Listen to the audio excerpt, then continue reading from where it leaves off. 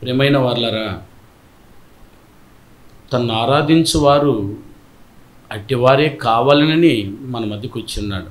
దేవునికి ఎట్టివారు కావలసి ఉన్నదో వాటి అర్హతలంతా మీరు విన్నారు. ఆరాధనలో ఆయన కోరుకుంటున్నది తన స్థాయికి సంబంధించినటువంటి ఆరాధన. తాను ఏదైతే కోరుకుంటున్నాడో ఆ స్థాయిలో ఆరాధించువారు కావాలి అని. ఎందుకు ఇంత కోరుకుంటున్నాడు అని అంటే, తన రాజ్యానికి నిత్యము ఆయన కలిసి సంచరించి జీవించవలసింది అట్టివారితోనే కనుక. అట్టివారు ఒకవేళ ఇప్పుడు లేకపోతే తను చనిపోయేలోపు, తన జీవితాన్ని ముగించుకునే లోపు సంపాదించుకుంటారన్న తాపత్రయాన్ని 66 పుస్తకాల్లో మీ ముందు పరిచి వాటిని అంచులంచులుగా నేర్చుకుని మహాభాగ్యాన్ని మనకు దేవుడు ప్రసాదిస్తున్నాడు. ఈరోజు కూడా ఆయన ఆరాధనలో ఎదురు చూసిన విధముగా ఆరాధన 5 భాగాలైతే అందులో పాటలు అంటే ఆయన కోరుకున్న ఆయన స్థాయికి తగ్గ పాటలు పాడుతున్నామా? పాటలో అది అభివృద్ధి చెందిన పాట అయ్యే పాడామా, పోనీ అభివృద్ధి చెందుతున్న పాట అయినా పాడామా, లేక అభివృద్ధి చెందని పాటను పాడేశామని బెరుజు వేసుకునే అవకాశాన్ని బోధించి మీ చేతులకు దేవుడు విడిచిపెట్టాడు. రెండవది ప్రార్థన. ఆరాధనలో రెండవ భాగమైన ప్రార్థనలో కూడా దేవుడు ఎదురు చూసే విన్నపాన్ని ఎవరైనా విన్నవిస్తారా లేదా అని ఇచ్చేసిన దాన్ని మరలా అడిగి అడిగి అడిగి నన్ను విసిగిస్తున్నారా అని దేవుడు బాధపడిన సందర్భాన్ని కూడా మీ ముందు పరిచాం. మూడవ భాగమే అపోస్తుల బోధ. ఈ అపోస్తుల బోధలో బోధించేవారు కానివ్వండి, బోధను వినేవారు కానివ్వండి, అసలు అభివృద్ధి చెందున్నారా లేదా అభివృద్ధి చెందుతూ ఉన్నారా లేదా అభివృద్ధియే చెందలేదా అన్నది మీ ముందు చెప్పబడుతున్న పాఠాలు. అందులో అభివృద్ధి చెందని బోధ ఏదో మీరు విన్నారు, అభివృద్ధి చెందుతున్న బోధ ఏదో మీరు విన్నారు. ఈరోజు మీరు వినవలసిన పాఠం అభివృద్ధి చెందిన బోధ ఎలాగుంటుందో అది. ప్రియులరా, అభివృద్ధి చెందని బోధ ఏదో మరి అభివృద్ధి చెందిన విధంగా విన్నారో లేదో మీకే తెలియాలి. అందులో చెప్పబడినటువంటి మాటల్లో అభివృద్ధి చెందని బోధ ఏది? ఉన్నాయి, బోధలు ఉన్నాయి అన్నాడు. బోధ ఉంది, అందులో అపోస్తుల బోధ ఉంది అన్నాడు. ఇవి నేటి ప్రపంచంలో ఆరాధనకు చేరువచ్చి బోధించేస్తున్నాము అని ఫీల్ అయిపోతున్నారు. బోధను మేము వింటున్నామని కూడా వినేవారు కూడా ఫీల్ అవుతున్నారు. అందులో దేవుడు కోరుకున్న బోధ వచ్చిందా? దేవుడు చెప్పగలిగిందా అని అర్థం చేసుకునే స్థాయిలోకి నువ్వు వచ్చావా అని ప్రశ్నించుకునే అవకాశాన్ని మీకు వదిలిపెట్టారు. అందులో అభివృద్ధి చెందని బోధ ఏది అందులో చెప్పని పాఠాన్ని మీరు ఆలోచిస్తే అసలు బోధ రెండుందన్న సంగతి తెలియకుండానే బోధించుకోబడ్డం అర్థమైందండి. బోధించడం నా పాఠం అర్థమైందండి. అభివృద్ధి చెందని బోధ ఏది అని అంటే అసలు బోధలో 2 బోధలు ఉన్నాయి. అదేదైనా అది ఒకటి అపోస్తుల బోధ, రెండోది బోధ. ఈ సంగతిని తెలుసుకునే ప్రయత్నం కూడా చేయలేదని అంటే వారు ఏ దశలో ఉంది ఆరాధిస్తున్నారని? చెందని విధములో ఏదైనా వినేసి వెళ్ళిపోతున్నారు. ఏమ్మా చెప్పారు పోయిన ఆదివారం, ఏదో చెప్పాడు ఆయన, అదంతా గుర్తుపెట్టుకుంటామా అని న్యూస్ పేపర్ చేసి మరి న్యూస్ పేపర్ చదివి మర్చిపోయినట్టు మాట్లాడతాడు. ఇక జీవితానికి అన్వయించుకునేది ఏముంది? ఇది అభివృద్ధి చెందని బోధ పాఠం అయితే అభివృద్ధి చెందుతున్న బోధ పాఠం ఏది అని అంటే ప్రియులరా, ఏమండి, నా ఆజ్ఞాపించిన ప్రకారం అపోస్తుల బోధ యందును, సహవాసం ముందును, రొట్టె విరుచుట యందును, ప్రార్థన చేయటి యందును ఎడతెగక ఉండి తన రూపాన్ని అంచులంచులుగా మార్చుకునే ఒక విధానంలోకి రాగలగడమే అభివృద్ధి చెందుతున్న వారి బోధ అనే సందర్భాన్ని కన్నులకు కట్టినట్టు చూపించాం. ఈరోజు మీరు ఆలోచించవలసినది పోతే అభివృద్ధి చెందిన బోధలో ఏముందయ్యా? దాన్ని మేము అన్వయించుకోగలమా, మేము పట్టుకోగలమా అన్నదే నేడు మీరు ఆలోచించవలసిన పాఠం ప్రియులారా. ఖచ్చితంగా అభివృద్ధి చెందిన బోధంటూ ఒకటి ఉంది అని అంటే ఆ బోధలో మేము ఉన్నామా లేమా అని కనీసం నువ్వు ఎదుగుదలకు సంబంధించి మనసు కూడా నువ్వు పెట్టకపోతే ప్రియులారా, ఈరోజు నువ్వు ఆరాధనకు వచ్చింది వ్యర్థమనైనా. ఈ లెక్కన చూస్తే ఎంతమంది ఆరాధనకి వెళ్ళి ప్రపంచంలో ఈ ఆదివారము దేవుని ఉత్త చేతితో పంపిస్తూ తానును ఆరాధించలేని మనసుతో ఇంటికి వెళ్ళిపోతున్నారో మీకు ఈ పాఠం ద్వారా కళ్ళు కట్టినట్టుగా తెలిసిపోద్ది. తన్ను ఆరాధించువారు కావాలి అన్నారంటే ఈ ఆరాధనలో అభివృద్ధి చెందిన బోధన విని వెళ్ళావా, అభివృద్ధి చెందని బోధన విని వెళ్ళిపోయావా, లేదా ఇంకా అభివృద్ధి చెందుతున్న బోధనైనా ఉన్నావా అని ఆలోచించే ఒక అవకాశం మీకు దొరుకుతుంది ప్రియులారా. దేవునికి కావాల్సింది అభివృద్ధి చెందని ఆరాధన కాదు, అభివృద్ధి చెందుతున్న ఆరాధన కూడా కాదు. ఆయనకి కావాల్సింది అభివృద్ధి చెందిన ఆరాధన అని అన్నప్పుడు అభివృద్ధి చెందిన ఆరాధనలో ఏ కార్యక్రమాలు ఉన్నాయి, వాటిని కనీసం తెలుసుకోగలిగిన వాటిని చనిపోయేలోపు మీరు చేరుకుంటారని చెప్పి బోధ మీకు సంఘంలో బోధించడం. తన కుటుంబానికి కావలసిన పిల్లలు ఇట్టివారే ఉండవలెను, ఏదో పాడేసి ఏదో ప్రార్థన చేసేసి ఏదో వినేసి ఏదో వేసేసి ఏదో చేసేసి వెళ్ళిపోయామని ఆరాధనలకు ఆయనకు అక్కర్లేదు. కాబట్టి మనసు దగ్గర పెట్టుకొని ఆయన ఆరాధించడానికి ప్రయత్నిస్తున్న మీరు బోధకును మీరు పరిశీలించుకొని మీరు చేపట్టగలిగిన వారైతే మీరు అభివృద్ధి చెందిన వారి లిస్టులో వినగలిగిన వారిగా మిగిలిపోతారు. అందుకని ఆయన ఏమి ఎదురు చూశాడు. అభివృద్ధి చెందిన బోధలో ఆయన ఏం మాట్లాడుతున్నాడో సోదరుడు వచ్చి మనకు చదివి వినిపించాడు. కొరింథీయులకు రాసినటువంటి 2వ పత్రిక 10వ అధ్యాయము 7వ వచనాన్ని దయతో మరలా చదువుతున్నాం చూడండి. కొరింథీయులకు రాసిన 2వ పత్రిక 10వ అధ్యాయము 7వ వచనాన్ని మళ్ళా చదువుతున్నాం. సంగతులను పైపైనే మీరు చూచుచూ ఉన్నారు, సంగతులను మీరు పైపైనే చూచుచున్నారు. ఎవడైనను తాను క్రీస్తు వాడనని నమ్ముకుని ఎడల అతడు ఎలాగు క్రీస్తువాడు, అతడు ఎలాగు క్రీస్తువాడు, దేనిని బట్టి క్రీస్తువాడు? అభివృద్ధి చెందిన వాళ్ళ వినాలి మీరు కూడా. బోధే అభివృద్ధి చెందింది కాదు, వినేదానికి కూడా అభివృద్ధి చెంది ఉండాలి. ఓ మాట చెప్పామనుకో గమ్మునే కూర్చున్నాడు స్పందన లేకుండా అంటే ఓహో ఏమనుకుంటాం, మనం చెప్పింది వాడికి అర్థం కాల.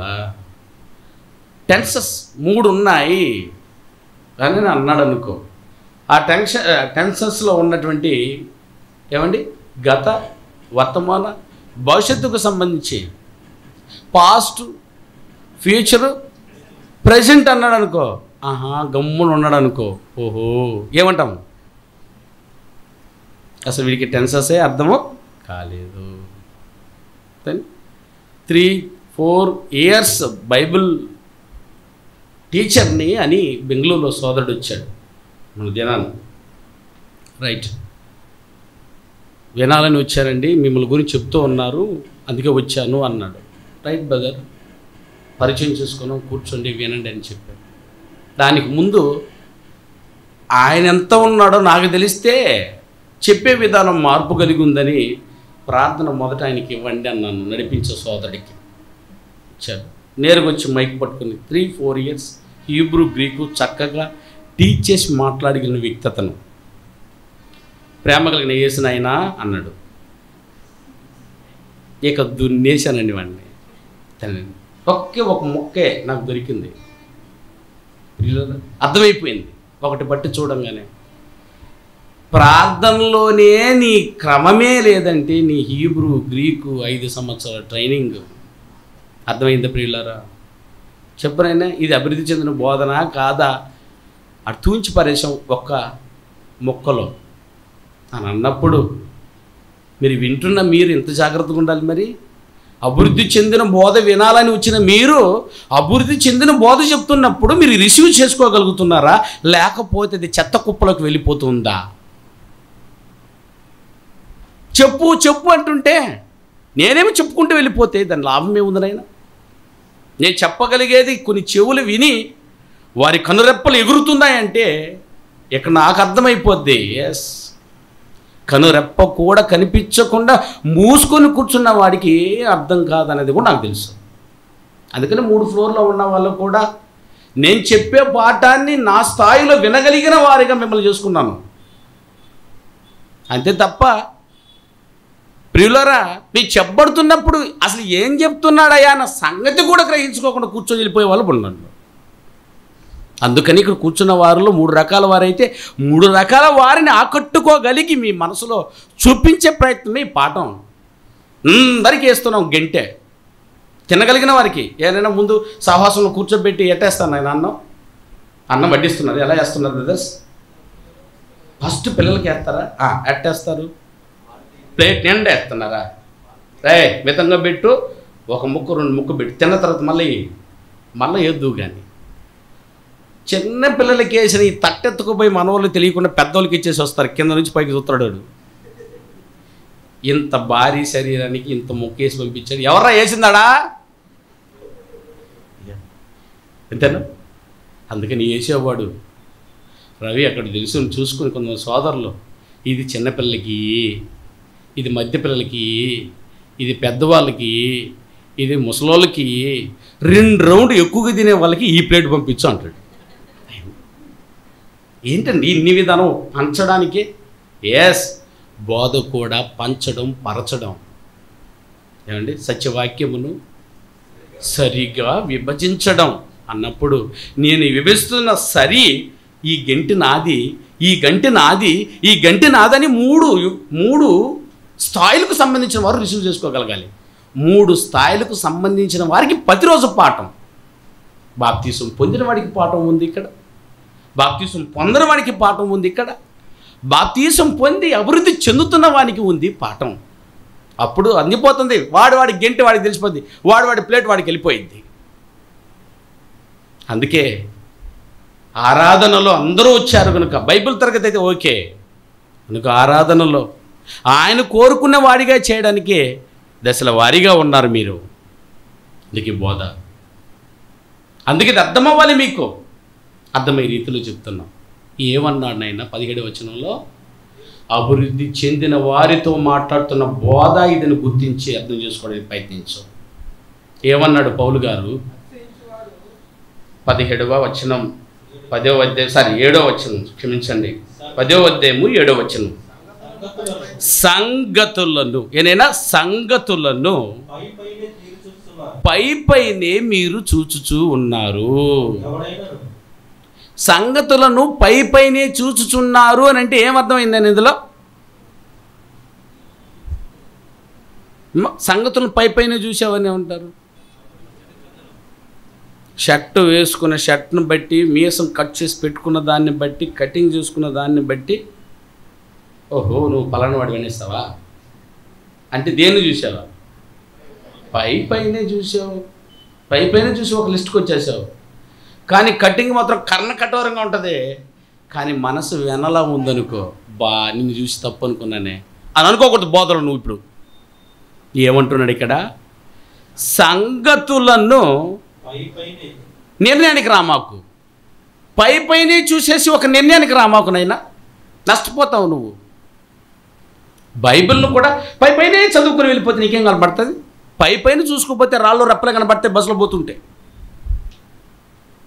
అనగా పైపైనే చూసుకునేవారు ఎవరినైనా ఉన్నారని కదా రాశాడు.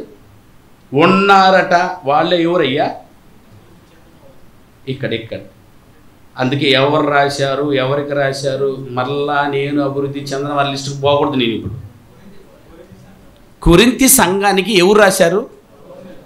కొరింథీ సంఘస్థులను మీరు అంటున్నాడా లేదా అందరిని అంటున్నాడా? మళ్ళా చూద్దాం. మా దృష్టిలో మీరు, మనము, ఎవరు, ఈ పదాలు జాగ్రత్త. ఇదే వెర్బో. ఇది మర్చిపోయారా అసలు మీనింగ్ రాదు.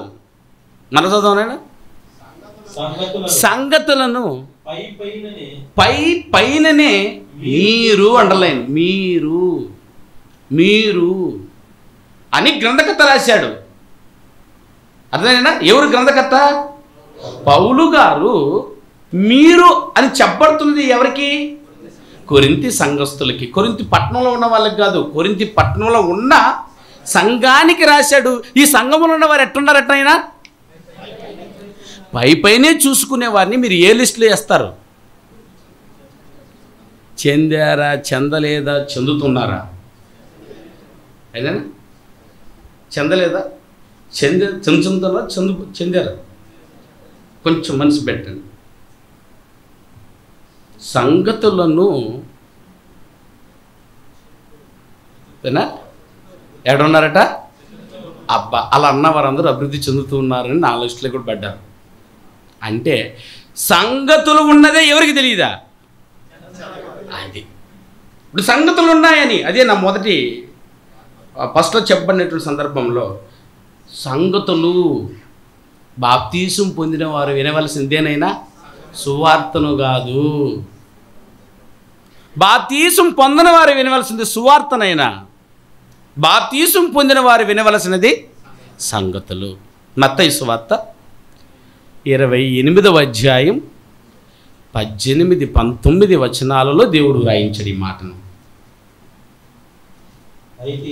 అయితే యేసు వారి యొద్దకు వచ్చి పరలోకమందును భూమి మీదను నాకు సర్వాధికారం ఇవ్వబడి ఉన్నది, కాబట్టి మీరు వెళ్ళి సమస్త జనులను ఏం చేయనైనా శిష్యులు అంటే చెప్పాను, నేర్చుకునేవారు. దేని గురించి నేర్చుకునేవారు లిస్ట్ ఇచ్చాడు. దేని గురించి నేర్చుకునేవారట? శిష్యులుగా చేయుడి. అంటే వాళ్ళు శిష్యులు అంటే అర్థం ఏంటి? ఏమేమి నేర్చుకోవాలట? తండ్రిని గురించి నేర్చుకో, కుమారుని గురించి నేర్చుకో, పరిశుద్ధాత్మ గురించి నేర్చుకో, బాప్తీసం గురించి నేర్చుకో.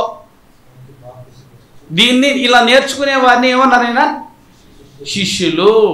దీన్ని నేర్పించేవాడిని సువార్తికుడు. అయ్యా, సువార్తికుడు, సువార్తికులు. సువార్తికుడు దీన్ని ఇంగ్లీష్లో ప్రీచర్ ఏమన్నారైనా? Preacher, PREA. ఓకేనైనా? ఇప్పుడు మళ్ళీ కింద చదువుదాం. బాప్తీసము ఇచ్చుచు నేను మీకు, యేసుక్రీస్తు వారు అన్నారు. నేను అన్నది ఇక్కడ ఎవరా? యేసుక్రీస్తు వారు. నేను అపోస్తులైన మీకు ఏ సంగతులను ఆజ్ఞాపించి తినో వాటన్నిటిని గైకొనవలెనని వారికి టీచింగా, ప్రీచింగా, బోధను బోధించేవాడిని ఏమంటారు? బోధకుడు. ఏమన్నారు తెలుగులో? బోధకుడు. బోధకుని ఇంగ్లీష్లో ఏమంటారు? Teacher, TEA. అది PEA, PREA. ఇది టీచరు, ప్రీచరు. మొదటి గుర్తుపండి. సంఘానికి వచ్చినప్పుడు ప్రీచరు, టీచర్ కనబడి ఉంటే మీకు ఈ పాఠం లేదు. అంతా నన్ను ఒకనే చూస్తున్నారు మీరు. అది బాధ. సరేనా? ఫస్ట్ పీరియడ్ బెల్ అవ్వంగానే ఎవరు వచ్చి ఉండాలా? ఫస్ట్ పీరియడ్ ఏదైనా ఇంగ్లీష్, వెరీ గుడ్. మళ్ళీ రెండో పీరియడ్ టంగ్ అనేది, మరలా Telugu, very good. Tongue 3 maths. ఎంత చదువుకొచ్చారు కదా బెల్లుకి అని అన్నప్పుడు బెల్లుకి ఒకరు వస్తే బాగున్నావు. బెల్లుకి నేనే, సువార్త బెల్లు కొట్టినా నేనే, టీచర్ బెల్లు కొట్టినా నేనే. అందుకని మీకు తేడా తెలియలేదు ఇక్కడ. చూసారా? అందుకే ప్రియులారా, వీడే అన్నీ చేస్తున్నాడంటే ఏదైనా మ్యాథ్స్ ఈయనే, సైన్సు ఈయనే, సోషలు ఈయనే, హిందీ కూడా ఈయనే, తెలుగు కూడా ఈయనే. మీ పిల్లలను మా స్కూల్లో చేర్చు అన్నాడనంటే మా స్కూలు. ఇంగ్లీష్కి కేరళ వాళ్ళు ఉన్నారు నాయన, మ్యాథ్స్కి విజయవాడ వాళ్ళు ఉన్నారు, ఏమంటే తెలుగుకి తెలంగాణ వాళ్ళు ఉన్నారు. విధంగా చెప్తున్నాం మనకు అక్కడ. సార్ సీట్ ఎప్పుడు ఇస్తారా మా పిల్లలకి? అర్థమైందైనా? దాన్ని ఏమంటారంటే అంతా వాడే చెప్తున్నాడు అక్కడ, అది ఇంకా ఎదగా లే, అభివృద్ధి లే. కొన్ని సంఘాలు ఇలాగే తగిలెట్టయినాయన. అందుకని సంఘములో అభివృద్ధి చెందిన సంఘములో ఉండాలంటే ఖచ్చితంగా టీచర్ వేరుగా ఉండాలి, ప్రీచర్ వేరుగా ఉండాలి. ప్రీచర్ పరిగెత్తాలి, టీచర్ నిలబడి చెప్పాలి. ప్రీచర్ తీసుకొచ్చేసి సంఘంలో బాప్తిసం ఇచ్చి తోలేయాలి. బాప్తిసం పొందిన వారికి వచ్చే టీచర్ టీచ్ చేయాలి బోర్డు మీద. ఇది అపోస్తుల బోధ. నేను ఏ ఏ సంగతులనైతే మీకు ఆజ్ఞాపించుతునో ఆయా సంగతులు బాప్తిసం పొందిన వారు గైకొనేటట్టు బోధించబడుతూ ఉందేనంటే ప్రియులారా, అభివృద్ధి చెందినది. సంగతులకి సువార్తకి కూడా తేడా తెలియలేదనంటే ఇంకా నువ్వు అభివృద్ధి చెందని స్థాయిలో ఆ సంఘాన్ని మీరు చూడవలసి ఉంది. ఇప్పుడు ఏ లిస్టులో ఉన్నారో మీకు వదిలిపెడుతున్నాను. కానీ సంగతుల గురించి ప్రకటించినప్పుడు ప్రియులారా మళ్ళీ ఇంకొక ప్రమాదం ఉంది. ప్రకటన గ్రంథం 2వ అధ్యాయం, ప్రకటన గ్రంథం 2వ అధ్యాయం 24వ వచనాన్ని దయతో చదువుదాం. అయితే 24వ వచనం, ప్రకటన గ్రంథం 2వ అధ్యాయం 24వ వచనం. అయితే తుయతైరా సంఘం పట్టణం పేరునైనా ఏదైనా సంఘం పేరు కాదు, అది పట్టణంలో ఉన్న సంఘం. ఏ ఏ పట్టణం ఉందటనైనా? మీ సంఘం ఎక్కడుందమ్మా? నెల్లూరులో కూడా సోళ్ళు ఉన్నాయి. ముత్యాలపాలెం సంఘం మీది, ఓకేనా? రైట్. తుయతైరలో అని అన్నాడంటే ముత్యాలపాలెంలో అన్నట్టు ఊరి పేరు అది. రైట్. తుయతైరా లో కడమవారైన మీతో అనగా ఈ బోధను అంగీకరింపక సాతాను యొక్క గూఢమైన సంగతులను ఎరుగమని చెప్పుకుని వారందరితో నేను చెప్తున్నది మనక. అర్థమైందో లేదో? అర్థమైందైనా? తలలు ఊపుతున్నారంటే రైట్, మీకు అర్థమవుతుందని. తల ఇంకా గమ్మున ఉందనంటే మళ్ళా నేను వెనక్కి రావాలని. అందుకని నీ తల, నీ కళ్ళు నన్ను కూడా చూడండి అప్పుడప్పుడు. నాకు అర్థమైతే ముందుకెళ్ళిపోతాను, ఓకేనా? సరే, కొన్ని తలలు ఊగల మళ్ళీ వెనక్కి వస్తాం. మళ్ళీ చదువుదాం. నేను అర్థం కాదు, నేనే 10-20 సార్లు చదివితే అర్థం కాల. అందుకని మీకు కూడా అర్థం అవుదని నాకు తెలుసు, మళ్ళీ కూడా చదువుతాం. అయితే గుర్తుపెట్టుకోండి, తుయతైరలో సంఘం ఉంది. తుయతైరలో సంఘములో కడమవారు ఉన్నారట. కడమవారు ఉన్నారంటే ఇంకెవరు ఉన్నట్టు? మొదటి వారు కూడా ఉన్నారు. నేను మొదటి వారితో చెప్పట్లేదు ముక్క, కడమవారితోనే చెప్తున్నాను. అంటే ఇప్పటికే వచ్చిన వారికే ఇంత జ్ఞానమా?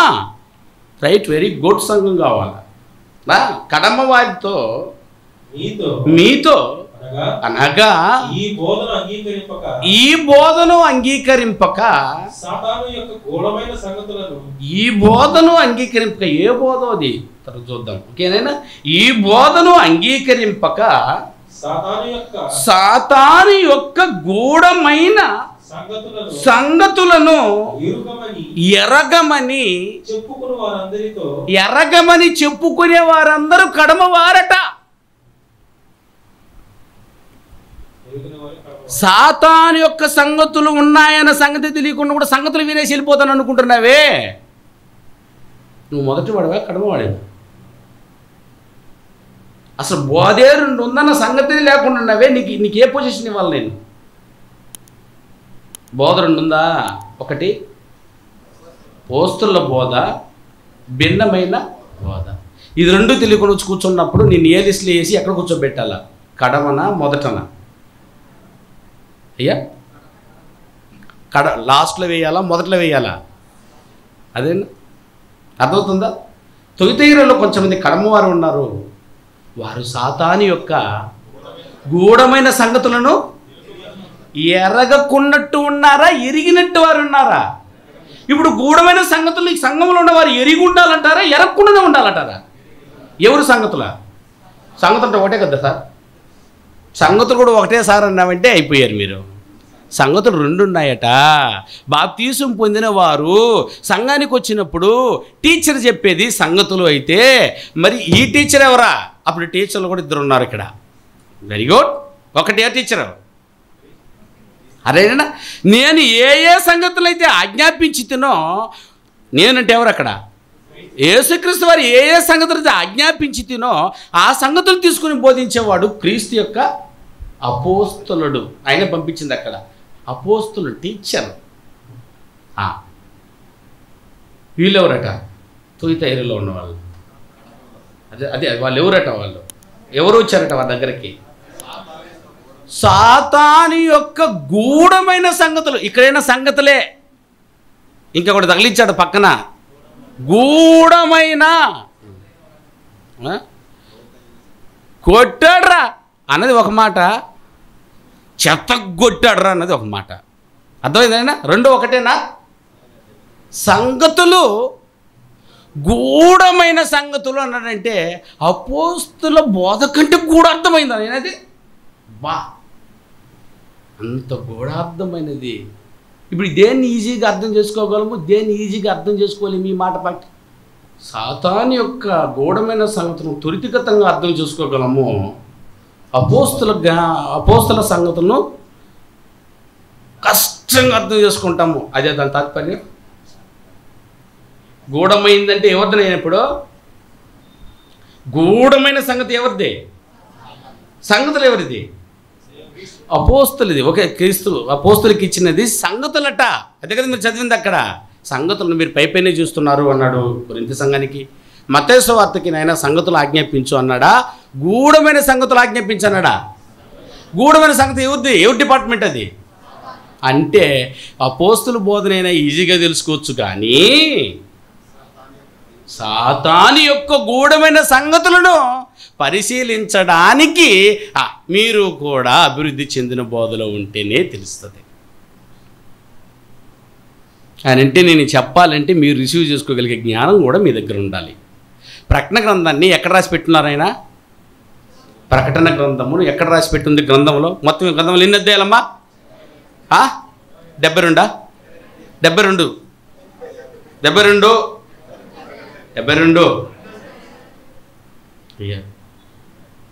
2 సార్లు బోధకుడు అంటున్నట్టే కరెక్ట్గా ఉండాలి. 72 సార్ అన్నాడు అనుకో, నువ్వు వినలేదు, నీకు తెలియలేదు. అయ్యా 66 పుస్తకాలు అయితే అర్థమైందా? గ్రంథం మొత్తం ఏమైనా 66 పుస్తకాలలో ప్రకటన గ్రంథాన్ని మొదటలో రాసినారా? మధ్యలో ఉందా పుస్తకంలో? మొదటి భాగంలో ప్రకటన ఉందా? మధ్య భాగంలో ప్రకటన ఉందా? లాస్ట్ భాగంలో ప్రకటన ఉందా? ఏనైనా తెలుగు దద్దమ్మనుకున్నారా దీన్ని పరిచిన వాళ్ళు? ముందేదో వెనకేదో, కానీ కాలాలు వేరు వేరు కూడా ఉన్నాయి. రోమీలకు రాసిన పత్రిక కాలం వేరు, గలతీయులకు రాసిన పత్రిక కాలం వేరు. ముందుది వెనకది ముందున్నా దాన్ని కాలానుగుణంగా రాయలేదు, కానీ బుక్ను పేర్చిన విధానం మాత్రం వేరేగా ఉంది.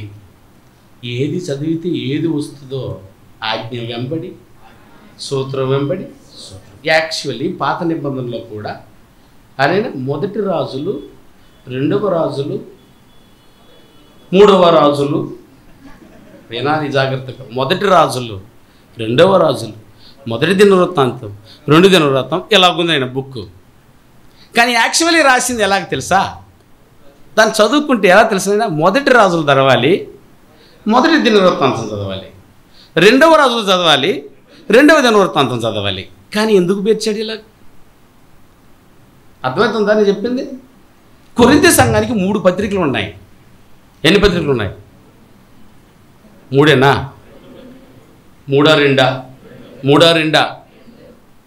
3 అన్న వాళ్ళందరూ చెయ్యొద్దన్నా? 3 అన్న వారందరూ చెయ్యొద్దండి. అది ఒక్కడెత్తాడు. 3 పత్రికలు రాశారు, అది నిజం. ఎట్ట కూడా తగులుకుంటారు మరలా. అందుకు జాగ్రత్త. ఇది రెండు పక్కలు ఎట్టుందన్నారు దాన్ని, పదునైన వాడి అయిన ఖడ్గం వేస్తుంది. తప్పిపోయిన పుస్తకాల్లో ఒక పత్రిక ఏదైనా కొరింథీ పత్రిక ఒకటి తగ్గిపోయింది. మరి అది కూడా గుర్తించాలి. 3 పత్రికలు రాశాడు. అందుకని ఇది ఎవరికి తెలుస్తుంది అని అంటే రైట్ రిసీవ్ చేసుకుని ఎవరిది స్థాయిలో ఉండాలి. అందుకని తప్పును ఒక్కానించి చెప్పిన ఒప్పుకోక, అబద్ధాన్ని లేనట్టు చెప్పిన నమ్మక, 2 నువ్వు పరిశీలన దృక్పథంతో నువ్వు నేర్చుకోవాలి. అందుకే ప్రకటన గ్రంథాన్ని తీసుకొచ్చి లాస్ట్లో రాశాడని అంటే కారణం, అయ్యా ఆదికాండము నుంచి యోధా పత్రిక వరకు ఓ వ్యక్తికి సమగ్రమైన జ్ఞానం ఉంటే ప్రకటన గ్రంథాన్ని సులుసులుగా అర్థం చేసుకోవచ్చు. ఇదంతా చదువుకోరానైనా. అందుకే బైబిల్ అంతా చదువు, మా బైబిల్ స్టార్ట్ చేయి అనగానే ప్రకటన గ్రంథం నుంచి స్టార్ట్ చేసి ఇటు చదువుకుంటారు. మీరేమైనా హిబ్రూలా? హిబ్రూ ఇటు నుంచి రాస్తారు. హిబ్రూ ఏదైనా హిబ్రూ ఏదైనా వాళ్ళు మనం ఇటు నుంచి రాస్తాము. వాళ్ళు దానికి ఎట్లుంటుందైనా అటు నుంచి రాసుకురావాలా. కాబట్టి ఈ లెక్క ప్రకారం ప్రకటన గ్రంథాన్ని దాదాపు అన్నీ చదువుకొచ్చేసిన తర్వాత మీరు చదివితే మీకు చక్కగా అర్థమవుతుంది.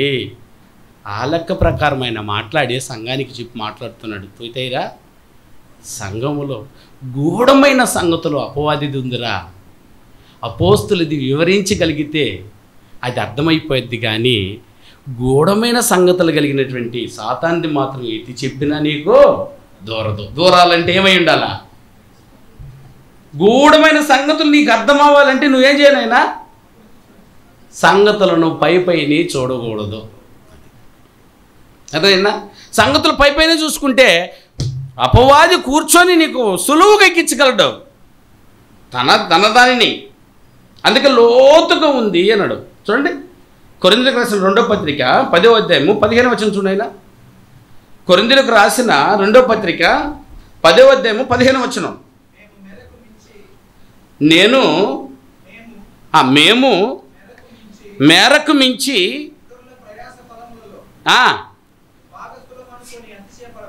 భాగస్థులమని మేము అతిశయపడము. మీ విశ్వాసము ఏమై ఉండాలంటైనా అభివృద్ధి అయిన కొలది. విశ్వాసం కూడా అభివృద్ధి పొంది ఉండాలి. విశ్వాసం అభివృద్ధి పొంది ఉండాలంటే వినడము కూడా అభివృద్ధి పొంది ఉండాలా? అర్థమైందన్నా? వినడము సేమ్ మ్యాటర్ అయి వింటున్నామంటే విశ్వాసం అంటే వస్తుంది. వినడం కూడా నువ్వు మార్చుకొని ఉంటే బలమైన విశ్వాసం నీకు వచ్చింది. అందుకని ఏమన్నాడు అక్కడ, మేము మేరకు మించి ఇతరుల ప్రయాస ఫలములో భాగస్థులము అనుకొని అతిశయపడము. మీ విశ్వాసము అభివృద్ధి అయిన కొలది మాకు అనుగ్రహింపబడిన మేరకు లోపలనే సువార్త మరి విశేషముగా వ్యాపింపజేయుచు మీ ఆవలి ప్రదేశంలో కూడా సువార్తను ప్రకటించినట్లుగా మేము మీ మూలముగా గణపరచబడుదుమని నిరీక్షించున్నామే గాని మేము చెప్పినది అభివృద్ధి చెందిందని మేము చెప్పుకోవడం కాదు. కానీ ఆవల మేర మీరు వెళ్ళి చెప్పే దాంట్లో తెలిసిపోద్ది ఏ సంఘం అని అడగాలి నిన్ను. చూసారా ప్రియులరా? ఇదండి విశ్వాసం అభివృద్ధి పొంది ఉందంటే. విశ్వాసము అభివృద్ధి పొంది ఉందంటే విశ్వాసం ఏమనాలైనా విశ్వాసము కనబడాలి, విశ్వాసము వినబడాలి. ఉందని మీ దగ్గర ఉంది అని అంటే అది ఖచ్చితంగా ఏమవ్వాలి? డబ్బున్నవాడు, డబ్బు ఉందనుకో, డబ్బు ఏమవుతుంది అయినా కనబడుతుంది, వినబడుతుంది. ఎలాగా? డబ్బు ఉందనంటే కనబడిపోద్ది. డ్రెస్సు, వాడు బ్రాస్లైట్, వాడు బైకు, కారు. చెప్పకపోయినా ఏమనుకుంటామైనా ఇంత దరిద్రం అనుకుంటారా? చూడంగానే వీడెవరు అనుకుంటాము. ఇక వినబడుతుందట. ప్రపంచ ధనవంతుడు ఎవరినైనా? ప్రపంచంలో ధనవంతుడు ఎవరు? మొదటి స్థానం బిల్ గేట్స్. ఏది మర్చిపోయారా? మన భారతదేశంలో అంబానీ ఎట్లా చెప్పారు అని చూసి వచ్చారు మీరా? ఎంచి వచ్చారు? లేకపోతే డబ్బులు ఎంచి వచ్చారు? వాడికి ఎంత ఉందో ఖచ్చితంగా వినబడిపోద్ది అది. ఇప్పుడు చెప్పురైనా విశ్వాసం ఎవరికైనా ఉంది అని అంటే అది కనబడాలి, అది వినబడాలి. అబ్రాహాముది ఏముందైనా విశ్వాసం వినబడుతుందా లేదా? ఖచ్చితంగా. విశ్వాసం మీ దగ్గర ఉంటే, ఇదిగో మీ దగ్గర ఉంటే ఆ ఊళ్ళో ఉన్న వారికి కనబడదట. ఎందుకనంటే చెప్పి వస్తున్నారు కదా, పలానా ఊరిని పని కట్టుకొని 15 నిమిషాలు ఇక్కడ చదివితాం కదా. ప్రియులారా, ఇప్పుడు చెప్పండి, మీ విశ్వాసం అభివృద్ధి పొందింది అని అంటే ప్రియులారా ఖచ్చితంగా వెళ్ళి చెప్పి వస్తున్నారు. ఈ బోధ దేని వలన? అభివృద్ధి చెందిన వారు చేసే పని, అభివృద్ధి చెందిన వారు చేసే పని. మాకు చెప్పేవాళ్ళే మాకు లేరు, మేమే పోయి చెప్పొచ్చామనంటే అది ఏ సంఘంలో ఉంది, ఏ స్థాయిలో ఉంది ఆ బోధ? అందుకని పౌలు గారు మాట్లాడుతూ ఏమన్నారు చూడండి, అపోస్తుల కార్యములు 20వ అధ్యాయము, అపోస్తుల కార్యములు 20వ అధ్యాయము 20వ వచనంలో మాట్లాడుతున్న సందర్భం చూడండి. రాసిందేమో లూకా గారు. దేన్నైనా అపోస్తుల కార్యం రాసింది ఎవరైనా? లూకా గారు. ఎవరికి రాశాడు ఆయన? థెయోఫిలా అన్నటువంటి చక్రవర్తికి రాశాడు. ఆయనకి చెప్తున్నాడు ఏమని, పౌలు గారు ఇలా చెప్పాడట అన్న మాటను చెప్తున్నాడు. ఇప్పుడు పౌలు గారు ఏం చెప్పారో చదువుదాం. అపోస్తుల కార్యములు 20వ అధ్యాయము 20 నుంచి 21 వరకు చదివాను చాలు నాకు ముందు. ఏమన్నాడు చూడండి, 20 వచనం. మరియు ప్రయోజనకరమైనది ఏదియూ దాచుకొనక. పౌలు గారు అంటున్నారట అన్న దానిని ఎవరు చెప్తున్నారనైనా? లూకా గారు. ఎవరికి చెప్తున్నారట? థెయోఫిలా గారికి చెప్తున్నారు. థెయోఫిలా ఎవరు? ఇంతవరకు నా మొహం చూస్తున్నారు. థెయోఫిలా ఎవరా?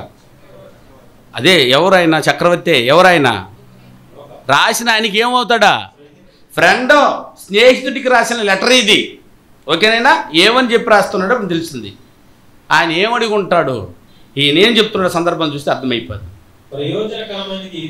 ప్రయోజనకరమైనది ఏదియు దాచుకొనక బహిరంగముగాను ఇంటింటను మీకు తెలియజేయుచు బోధించుచు దేవుని ఎదుట మారు మనసు పొంది మన ప్రభు అయిన యేసుక్రీస్తు నందు విశ్వాసము వలెనని యూదులకు గ్రీకు దేశస్థులకు ఎలాగూ సాక్ష్యం ఇంటిమనో ఇదంతయు మీకు తెలియను. ఇంత మీకు తెలియను. ఒక నిమిషం ఉండో. ఏమర్థమైందని ఇప్పుడు దీంట్లో? దాచిపెట్టేవారు దాన్ని ఏమంటారు? వాడిని దాచిపెట్టేవారిది అభివృద్ధి చెందని బోధ. దాచిపెట్టాడా లేదో కూడా తెలుసుకొని వారిని, దాచిపెట్టాడా లేదో కూడా తెలుసుకోకుండా వింటున్న వారిని అభివృద్ధి చెందిన వారంటారా? వినేవారుల్లో అభివృద్ధి చెందుతున్న వారంటారా? అభివృద్ధి చెందిన వారంటారా? ఇదేదో దాచేసి మాట్లాడుతున్నాడు అని కనుక్కోగలిగారు అని అంటే మీ స్థాయి ఎక్కడుంది? నేను వినేవాళ్ళదే. రైట్. చెప్తూ ఉన్న వాడికి ప్రయోజనం అయిపోతుంది, కానీ మాకు ప్రయోజనం కాలేదు. ఏంది ఈ బోధ? అమ్మేమో పెడుతూ ఉంది. అమ్మ పెడుతుంటే బాబు ఏమో వాళ్ళైనా రోజు రోజుకి బుడద పెరుగుతూ ఉండాలా? అవునా కదా? అమ్మ బుడ్డదవుతుంది అనుకో, పెట్టనే ఉందేమో కానీ బుడదవలసింది పాప అయితే బుడదవుతుంది అమ్మ అనుకో. మీరేమంటారు? నేను బిడ్డకి పెట్టాల్సిన తిండిని కొంతమంది పని మనుషుల గురించి చూసామని చూపించాం. హార్లిక్స్ పెట్టమ్మా ఈ టైంకి, చర్లకు పెట్టమ్మా ఈ టైంకి, గుడ్డు బాయిల్ చేసి పెట్టమ్మా ఈ టైంకి అని చెప్పి పొద్దుపోయేంత వరకు అమ్మ టైం టేబుల్ రాసి పని మనిషి దగ్గర ఇచ్చేసి డ్యూటీకి వెళ్ళిపోతే ఏనైనా సోఫా మీద కూర్చొని బిడ్డను తన్ని కిందకి తగిలేసి కాలు పాప మీద పెట్టుకొని ఈమె పాప్కార్న్ తింటుంది. చూడలేదు మీరు? చేసారా? చెప్పండి ప్రియులరా. ఇప్పుడు ఆ బిడ్డ ఎక్కడ వెళ్తానైనా? తిండి అయితే కరెక్ట్గా ఇచ్చారో, కానీ తిండి తిన్నప్పుడు బాగు రావాలి బొద్దుగా, కానీ అమ్మ బొద్దుకు వస్తుంది ఏంటి? ప్రయోజనం ఎవరికి జరగాలని? తిండి పెడితే ఇప్పుడు తిండి పెడితే ఎవరు ప్రయోజనమై ఉండాలి? డిఫికల్ట్. కారణం ఏందని అంటే చెప్తున్నా నేను అభివృద్ధి చెందిన బోధను. అందుకని 3 ముక్కల్లో మీరు అర్థం చేసుకోలేరు. అందుకే వెనక్కి ముందుకి మీకు అర్థం చెప్తున్నాను.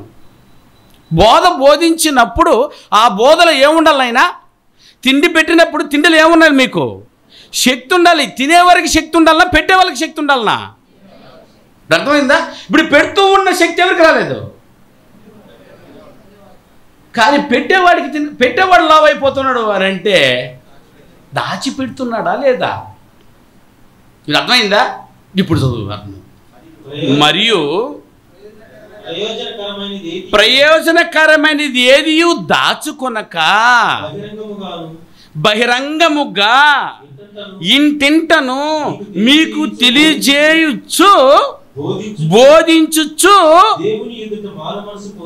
దేవుని ఎదుట మారు మనసు పొంది మన ప్రభు అయిన యేసుక్రీస్తునందు విశ్వాసం ఉంచవలనని యూదులకును గ్రీకు దేశస్థులకును ఎలాగూ సాక్ష్యం ఇచ్చుచుంటినో ఇదంతా మీకు తెలియను.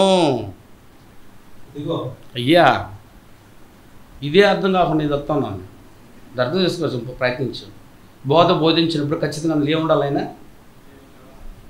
ప్రయోజనకరమైనది ఉండాలా, అవునా కదా? ప్రయోజనకరం లేని బోధ అసలు ఎందుకని? ఏం చెప్పాడు మీ రోజనంటే అది ఏం చెప్పాడు నాకే అర్థం కాలేదనంటే అసలు ఈ బోధ అవసరం అంటారా? ఏమి తినొచ్చారమ్మా అని అంటే అది ఏమో తిన్నది, ఏం కూర అని అర్థం కాల ఇంకా నాకు అన్నాడు అనుకో. బిర్యానీ కదా నేను పెట్టింది అన్నాడు ఆయన. బిర్యానీ అంటే ఎట్లా ఉండాలి ఆయన? బిర్యానీ ఎలా ఉండాలి కదా? పెట్టిందేమో బిర్యానీ అంటుంది, కానీ తిన్నవాడేమో బిర్యానీ అంటాంలా అంటే ఏమని అర్థం? తినలేదు కాదు బిదే, బిర్యానీలో వేయాల్సిందో వేయలేదు బిదే, గమ్మ వాసన రాల, ముక్కలు తగిలినట్లా ఏదో వంకాయ తగిలినట్టుంది. ఇదినైనా బోధ ఉందనంటే, అభివృద్ధి చెందిన బోధ ఎలాగుంటుందనంటే అందరికీ అది ప్రయోజనకరమై ఉండాలి. అయ్యా, ఎలా ప్రయోజనకరమై ఉండాలి? దేనికి ప్రయోజనకరమై ఉండాలి? ఏ ఏ కార్యాలకు ప్రయోజనకరమై ఉండాలో దాన్నే బోధించుచు. ఇది అభివృద్ధి చెందింది, దాన్నే బోధిస్తున్నాడట. దానినే బోధిస్తున్నావా లేదో చూసుకోవాలి వినేవాళ్ళు కూడా. బిర్యానీ అన్నాడు, ఇంకా వాసనే రాలేదని అనాలి మీరు. అర్థమైందండి? అందుకని ఏది ప్రయోజనకరమైందంటే ఈరోజు బోధించిన బోధలో ఏమేమి ప్రయోజనం ఉండాలంటున్నా బోధల్లో తిమోతికి రాస్తూ చెప్పాడు. ఆ సంఘానికి చెప్పండి ఆయన అని. తిమోతికి రాసిన 2వ పత్రిక ఏమా? తిమోతికి రాసిన 2వ పత్రిక 3వ అధ్యాయము 16-17 వచనాలను చూద్దాం. దైవజనుడు సన్నద్ధుడై ప్రతి సత్కార్యమునకు పూర్ణముగా సిద్ధపడి ఉండునట్లు దైవ ఆవేశం వలన కలిగిన ప్రతి లేఖనము ఏముండాలంటే అందులో ఉపదేశించుటకును, ఖండించుటకును, తప్పుదిద్దుటకును, నీతి యందు శిక్ష చేయుటకును, అండర్లైన్ అది ఏమై ఉండాలట? ప్రయోజనకరమై ఉండవలెను. ఇప్పుడు చెప్పాను నేను, అభివృద్ధి చెందిన బోధలో ఆయన బోధిస్తున్నాడంటే అది ప్రయోజనకరంగా ఉండాలట అందరికీ. ఎక్కడెక్కడ చెప్పినా, సంఘంలో చెప్పినా, ఇళ్లల్లో చెప్పినా, వీధుల్లో చెప్పినా, బహిరంగ సభల్లో చెప్పినా అది అందరికీ ఎలాగ ఉండాలంటే అయినా ప్రయోజనకరమై ఉండాలి అని అంటే ఏదేది చెప్పుంటే ప్రయోజనకరమై ఉండాలి? అందులో ఉపదేశం ఉండాలా, అది ప్రయోజనకరంగా ఉంటుంది. రెండోది ఖండించి ఉండాలా. ఖండించేది ఉందనే బోధలో ఖండించాడు, రేపు కూర్చురా ఖాళీ, ఇంకా చెప్తుందా? అర్థమవుతుందా? ఇంకా ఏమన్నాడు? తప్పును దిద్దు అన్నాడు. తప్పును దిద్దు ఉందా? తప్పు దిద్దాడంటే ఆర్దిద్దారు, నేను రానంటాడు. దయ్య నీతి యందు శిక్ష అంటే ఏందైనా? శిక్ష అంటే ఏందమ్మా? శిక్ష అంటే ఏంది? ఇది ఆ పదానికి అర్థం. శిక్షించడం అంటే ఏందని? కొట్టడం, పనిష్ చేయడం. పెద్దదైతే చంపి, చిన్నదైతే జీవితాంతమి, ఇంకా చిన్నదైతే అనేనా జరినామా విధించి వదిలే. ఇన్ని ఉంటే ఇది లేకపోతే అంటే ఇప్పుడు ఏం ఉండాలంటే అయినా బోధించి అభివృద్ధి చెందిన బోధలో ఉందనైనా ఉపదేశం అన్నప్పుడు ఏదైనా ఎదిగిన అభివృద్ధి చెందిన ఈ బోధలో ఉపదేశమే లేకపోతే బోధ అవుతుందా? ఉపదేశం లేని బోధనా? రెండోది ఖండించడమే లేదు. ఏం చేసినా బాగుండన్నాడు. ఒక బోధకుడు రెండో పెళ్లి కూడా చేశాడట. ప్రైజ్ గాడ్ అన్నాడు. అయ్యా, తప్పునైనా పరిత్యాగ పత్రికని ఇవ్వకుండా రెండవ పెళ్ళి చేసుకోకూడదు అని అంటే పర్వాలేదు, పాస్టరే చేసి పెట్టాడు ఈ పెళ్ళిని అన్నాడనంటే ఇది అభివృద్ధి చెందిందని ఆయన అర్థమవుతుందా? అందులో ఏమీ లేదని చెప్పండి. లెక్క ప్రకారం ఉపదేశం లేదు, రెండో పెళ్ళి నేరం అని చెప్పే ఉపదేశం లేదు, ఏదైనా ఖండించటం లేదు.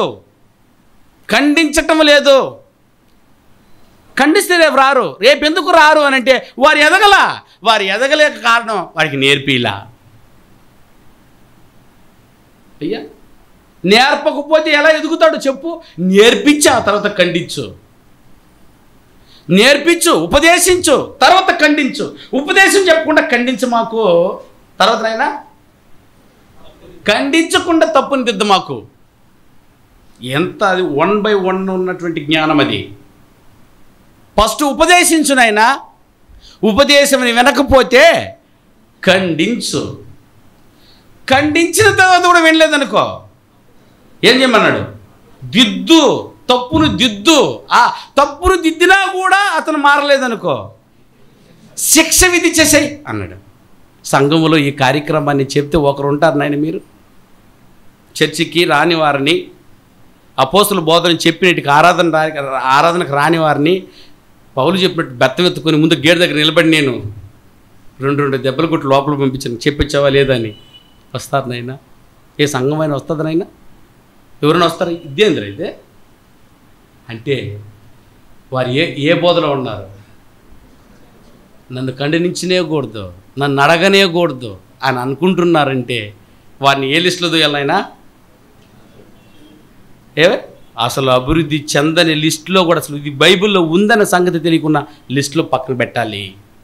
వారు ఎదిగిన వారైతే, ఏం బ్రదర్ మీరు చేసిన నేరం కదా, ఆరాధనకు వచ్చేటప్పుడు మీరు ప్రభు యొక్క వాక్యాన్ని ఎందుకు చెప్పు రాకుండా వచ్చారు?